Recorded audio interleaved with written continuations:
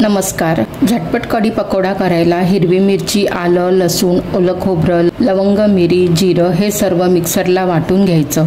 आता एका पातेल्यात थोडं ताक घ्यायचं, त्यात बेसन घालायचं, त्यात वाटलेलं मिश्रण ॲड करायचं. सगळं ताक ॲड करून मिक्स करून बाजूला ठेवायचं. आता पकोड्यासाठी एका भांड्यात बेसन घेतलं, त्यात तांदळाचं पीठ, हळद, लाल मिरची पावडर, मीठ घालून मिक्स करायचं. पाणी ॲड करून ओवा जिरं घालून बॅटर तयार करून 15 मिनिट बाजूला ठेवलं. आता एका गरम पातेल्यात मिक्स बॅटर ओतायचं. उकळी येईपर्यंत सतत ढवळायचं. फोडणीसाठी तेल, तूप मिक्स करून घातलं. राई, जिरं, मेथी, लाल मिरची, कढीपत्ता, हिंग याची फोडणी कढीला दिली. त्यात साखर, कोथिंबीर घातली. आता चण्याच्या पिठात कापलेली मेथी, कोथिंबीर घालायची. हिंग घालून मिक्स करायचं.